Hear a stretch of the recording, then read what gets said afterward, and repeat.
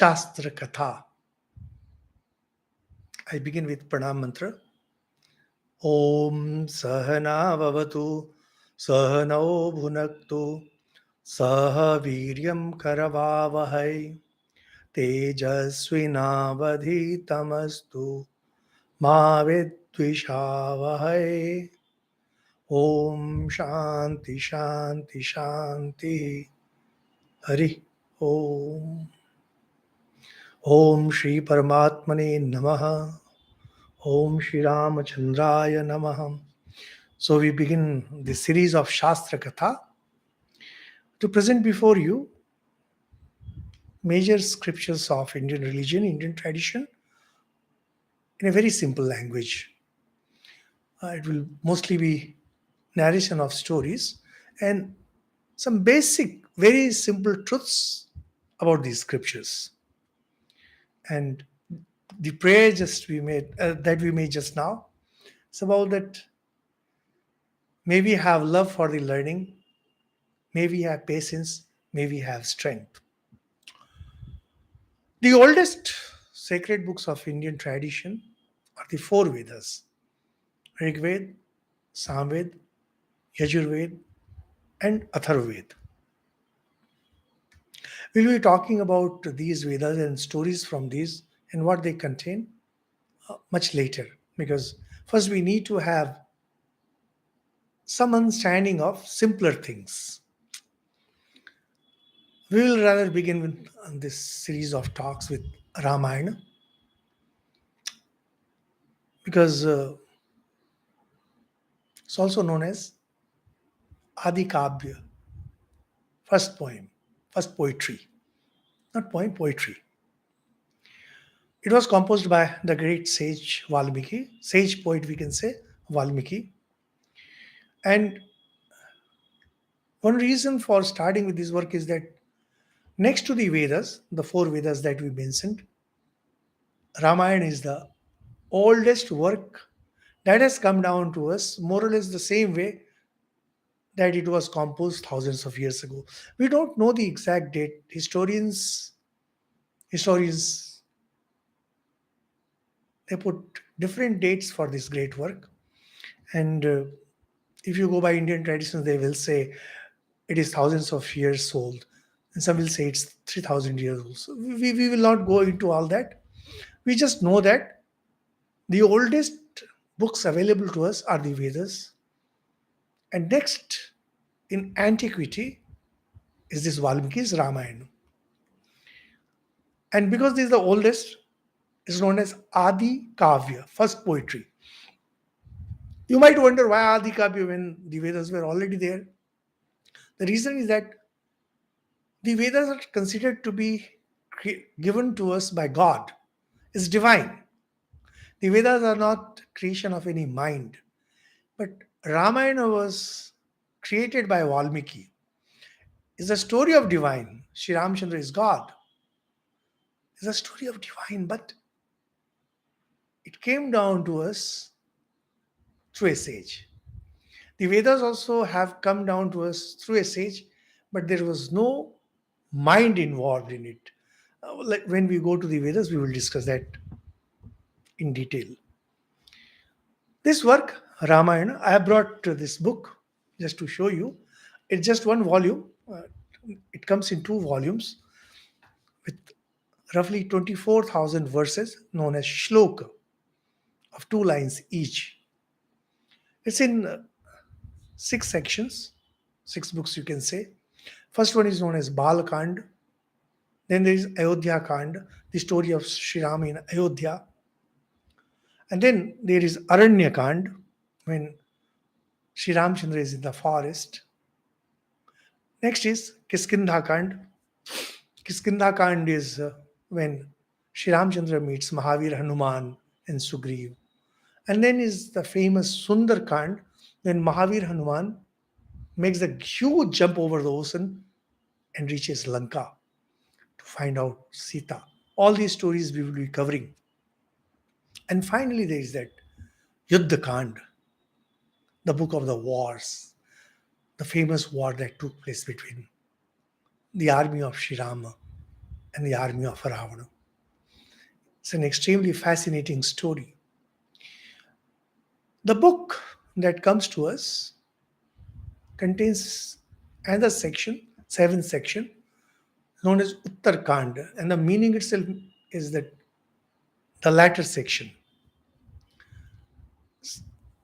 Most most scholars say that it was not composed by Valmiki. And personally, whenever I take classes, whenever I talk on Ramayana, I do not take into consideration. What is Ramayana?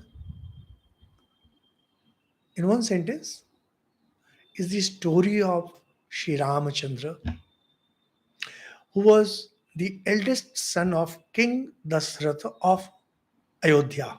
King Dasratha was very famous for his strength, valor, goodness, nobility. He ruled over Ayodhya. Ayodhya is near Lucknow. If you look at the map of India, you can find Lucknow and then Ayodhya. Now, Sri Rama was the eldest prince. He was supposed to be the king, but crown prince and then king. But unfortunate things happened with him. And instead of being the king, he was sent into exile to the forest. And to the horror of everyone, like even today we get horrified. His wife, Sita ji, she was abducted by Ravana, who was the king of Lanka, now known as Sri Lanka. Now, we don't know whether these are historical facts or these were kind of stories made by Ramayana, by the great sage Valmiki. But there is no reason to doubt that there has to be huge amount of truth behind this story. And a poet being a creative person, he has the right to add things from his side. At the same time, we know that from these books that this sage poet Valmiki, he was a contemporary of at the same time that Sri Ramchandra was there, and later Sita ji lived in the ashram of hermitage of Valmiki. So there's no reason why we shouldn't be believing this story. But the most interesting thing about this entire story is that Sri Ramchandra was established in noble qualities. He was not only a good person, he was thoroughly established in nobility, qualities that we will be discussing as the story moves. So when Sri Ramchandraji was successful, then also he was noble. When he was sad, he continued to be noble. When he was in pain, even then he was noble. And that's how Sri Ramchandra became the ideal of India. Those of you who know India well, those of you who know religious traditions well would know that Sri Ramchandra is the ultimate ideal of India. We will be discussing more of it as we proceed. And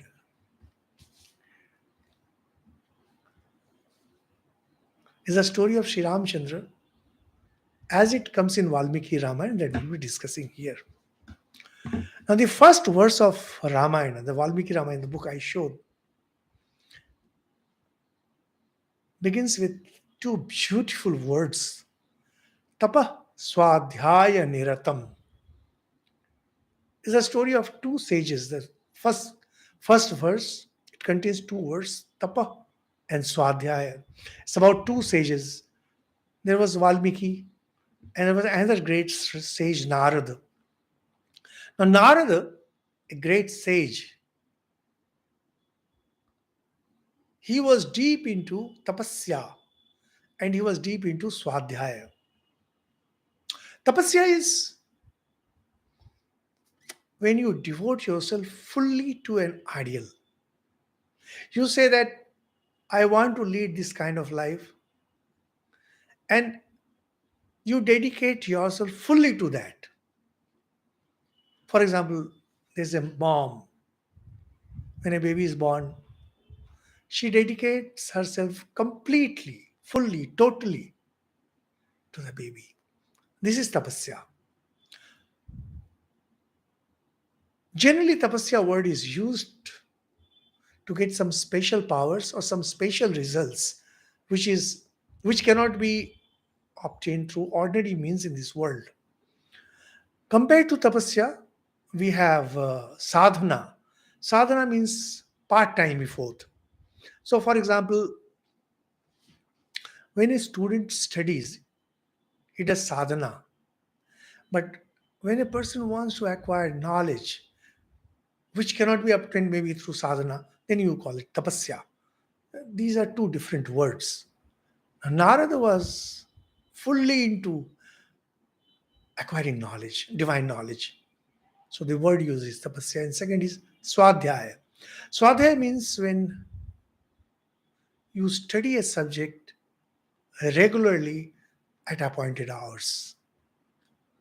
And this study may be of scriptures, sacred books, or it may be of any other subject. Like, for example, when a student studies, it can be called swadhyaya. But normally the term is adhyan. Swadhyaya also means repeating, rereading the same subject again and again daily, on a daily basis. According to a popular story, which we don't find in Valmiki Ramayana, but this story is extremely popular, that Valmiki, the name that we have taken many times, who composed this famous work Ramayana, he was earlier known as Ratnakar. He was born in a good family, a Brahmin family, but somehow, because of whatever reason, he had become a robber and a killer. And once it so happened that Narada was a great sage. He met this Ratnakar. Ratnakar wanted to rob him. But Narad, being a great sage, he understood that what Ratnakar is doing is not good. And he wanted to teach him the path of goodness, path of being noble. So he didn't preach him, you see. When you preach someone, that person gets put off. If you really want to send a message, if you want to transform a person, it has to be extremely subtle. And that's what Narad did. He told Ratnakar, what you are doing is sinful. Do you think that anyone from your family will take share of this sin? Sin means when you do something extremely bad, which is bad in the eyes of God, which is bad in the eyes of the society, which is bad in the eyes of your family also. So Ratnakar said that his family loves him too much and they will take shares. So he went and asked his father and mother and his wife, and they were all shocked to know that he was a robber. They said, no, we are not going to take any share of your sin. And we are extremely sad that you have been indulging in such activities. And that made Ratnakar very sad. He felt he was doing all this for his family. Sometimes we come across these such sentences when somebody says that I did all this for my family. And sometimes they do wrong things, bad things, and they say, I did all this for my family. This is what Ratnakar was doing. But he changed that very moment. And that's why we have a very famous saying, every sinner has a future, every saint had a past. Ratnakar fell at the feet of Narada, and Narada said, do one thing. Ram is God. You take his name. You sit down, meditate, get absorbed in the name of Ram. So Ratnakar sat down. He said that he was so sinful, he had committed such acts that he couldn't even say Rama. He used to call Mara. Like if you write Rama and if you read it backwards in Sanskrit, it becomes Mara. But if you keep on telling Mara, Mara, Mara, Mara, in a sequence it becomes a Ram.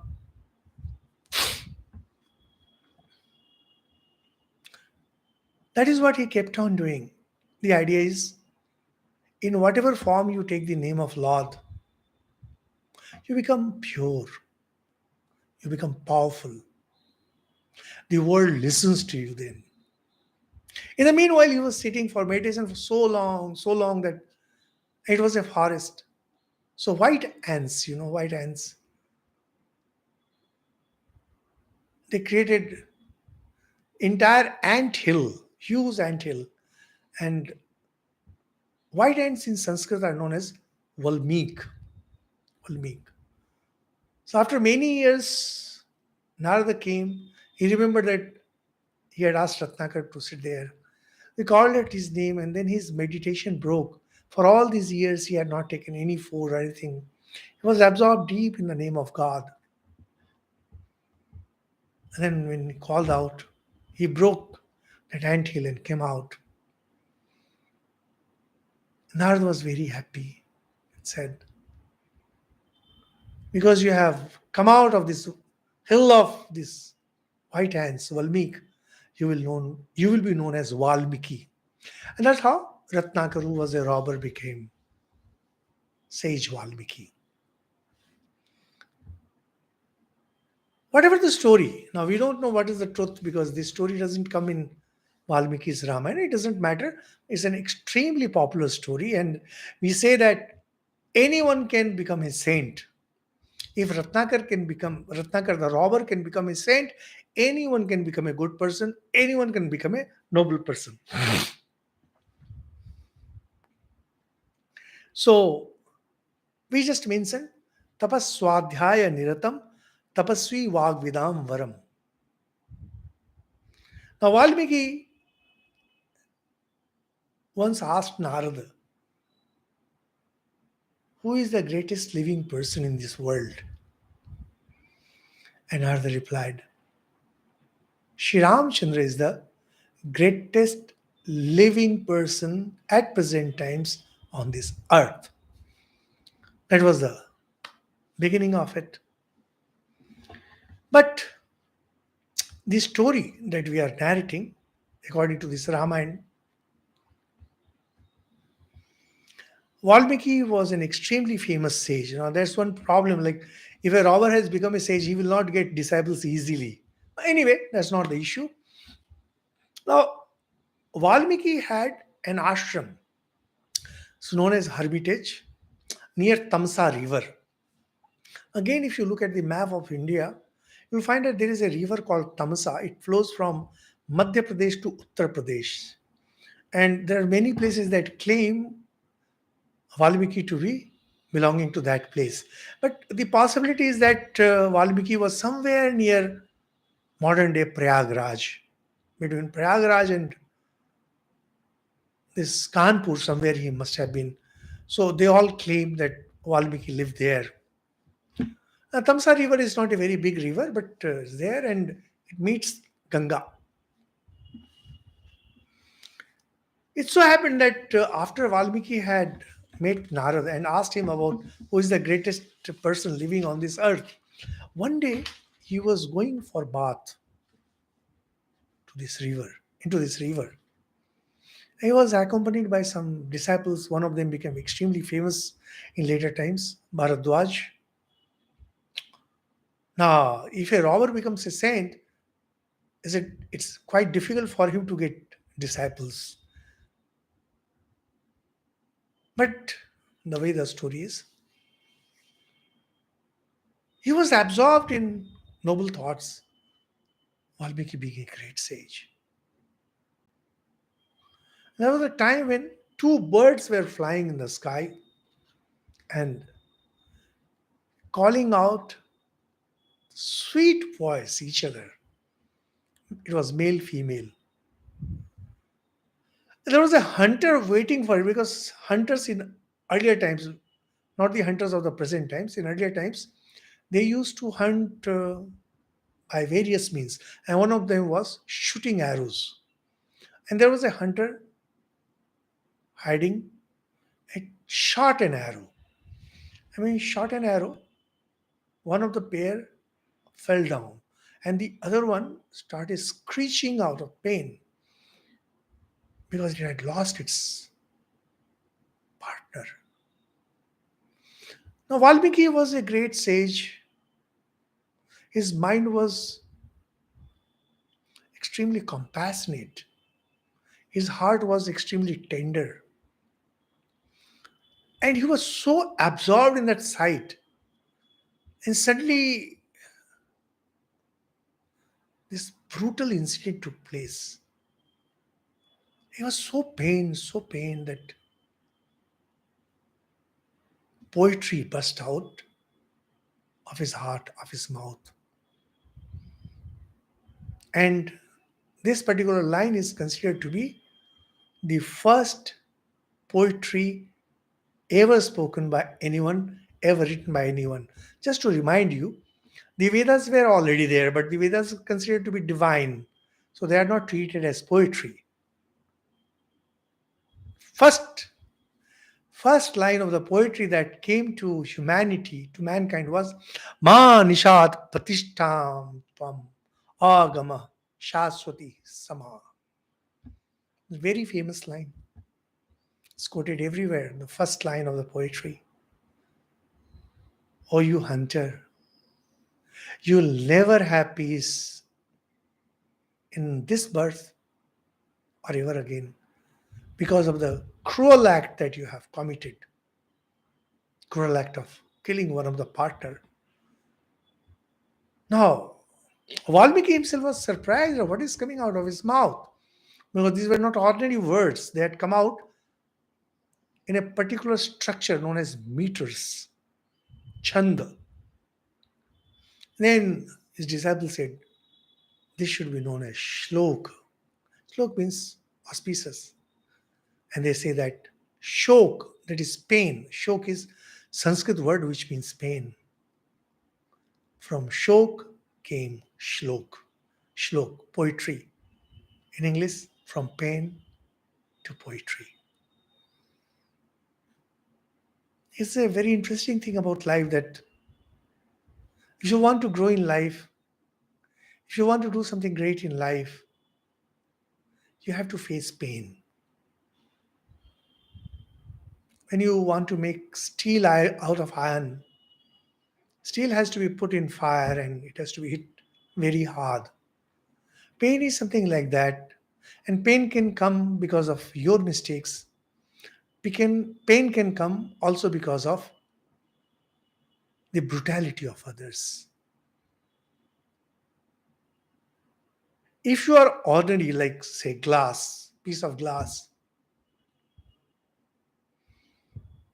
and you are given a hammer blow, you'll break down into pieces. And that's what happens to ordinary people. Ordinary people break into pieces when pain hits them. But the great ones, those who want to be great, those who are the great in making, whenever they face pain, they rise higher. And that's what happened with Valmiki. Anyway, he was surprised at his creativity because this was creativity and creativity at its best. That's when Brahma is the creator God. There's God. God is the supreme. God creates this universe, sustains this universe, and destroys this universe. When God creates this universe, he is known as Brahma. When he sustains this universe, he is known as Vishnu. And when he destroys it, he is known as Rudra or Shiva. They are all same. They are God. But different names are used because different acts are involved. In simplest of language, God creates, God sustains, God destroys. But for a common man's understanding, it's Brahma, Vishnu, Mahesh. So now Brahma, he being God, he can appear before anybody. He appeared before Valmiki and said, "Good,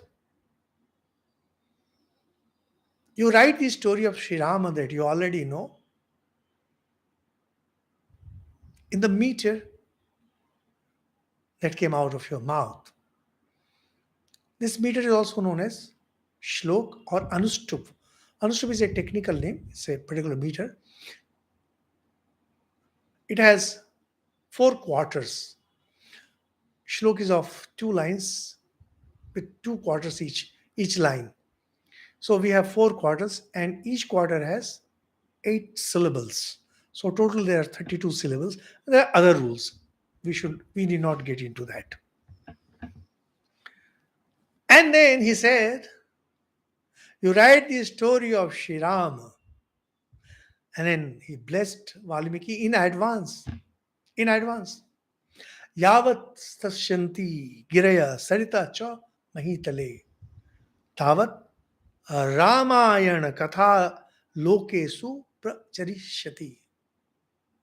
The story of Rama will remain evergreen till this universe exists. The story of Sri Rama will be evergreen and universal. God blessed Valmiki. And what is very interesting is that the words of Brahma became literally true. And with time, of course, Valmiki completed Ramayana, but with time, different versions of Ramayana, innumerable versions, were composed in Sanskrit. And then in every Indian language, there's a great work on Ramayana in every Indian language. And the story spread. It went to Thailand, Indonesia, Bali, Myanmar, Burma, China, and they all have their own books, different books. These are technical things, and you can find it in our other talks, Ramayana talk. Recent times, we had one Chinese scholar here, the place where I am.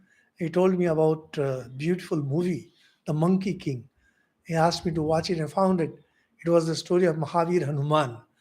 And the character of Mahavir Hanuman comes in Valmiki Ramayana.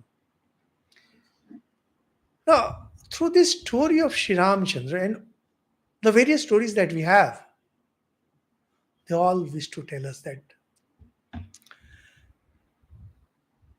life brings us choices. And whatever choice you make, you have to be very careful that you should not give up your goodness. And sometimes these choices are such that both are good, both are correct. Then you have to make a choice and move ahead. Never look back. Move ahead. Move ahead. People may ridicule you, people may laugh at you, but don't you worry. If once you have made a choice, move ahead. Just don't worry about what others think, what others say. And that's what Sri Rama did throughout his life. Sometimes he was compelled to, to do something, and sometimes he had to make a choice. Whatever choice he made, he remained true to his words. Famous expression is Ramo Dvirna Vibhasate. Rama never indulges in double talks. That means whatever he has said, he does that. Valmiki composed his work in 24,000 shlokas. And then he taught it to two of his disciples, Love and Kush. And Love and Kush were interestingly twin children of Sri Ramchandra, about which Sri Ramchandra himself did not know. As we go towards the end, we will know about it. At that time, Sri Ramchandra was performing a famous yajna known as Ashwamedh Yajna. Yajna means that priests, Brahmin priests, they light a fire and pour oblations in anticipation to something or to mark the completion of something. Now, Sri Ramchandra was such a famous king that he was performing Ashwamedh Yajna. Usually, this yajna is performed to show to the world that he is a great and a noble king. The custom was that whenever these yajnas are performed, now of course these are not performed. In earlier times, these used to be performed. Kings and learned people and all kinds of people from all over the world, they used to come attend that. And there also used to be narration of religious stories and other programs. Lava and Kush, actually they were princes. They themselves did not know that they are princes. And their father, Sri Ramchandra, did not know that they are his kids. They had learned the whole Ramayana, they had memorized the whole of Ramayana, and were singing in the streets of Ayodhya, where Sri Ramchandra was now the king. The story reached Sri Ramchandra. He had these two kids brought to the palace and were asked to recite. In earlier times, veena is a musical instrument, such recital or singing was performed on veena. So Love and Kush, they started reciting Ramayana the way Valmiki had composed and had taught these two princes. And thus began the narration of the story of Sri Rama. And how the story continues, we will see in our next talk. Thank you so much. Om Shri Ram.